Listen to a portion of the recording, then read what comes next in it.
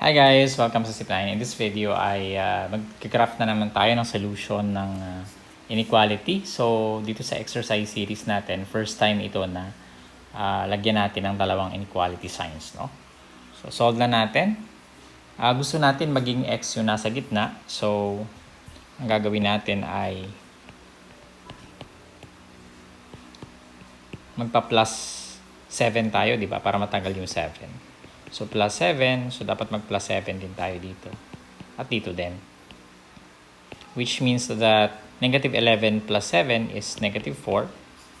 Copy lang natin yung inequality signs. 2x minus 7.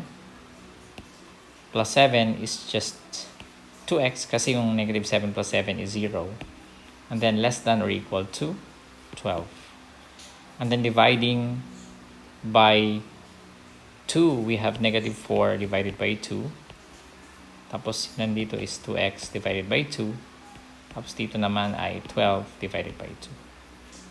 Which means that negative 2 ito, yung nasa gitna ay x. At yung nasa kanan ay 12 divided by 2 is 6. Okay? So, x is greater than negative 2 and less than or equal to 6. So, ang negative 2, kasama ba siya sa solution? Hindi, no? Kasi wala siyang equal sign. So, pag hindi kasama, bilog lang na walang shade. Pag kasama, may bilog na may shade. So, ang x daw ay greater than negative 2. Meaning, ibig sabihin nito, x is greater than negative 2, di ba? Tapos, less than or equal to 6 siya.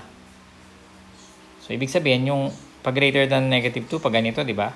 Yung ating, ito yung mga points na yan. Tapos, pag less than or equal to 6, ito yan, mga points na yan.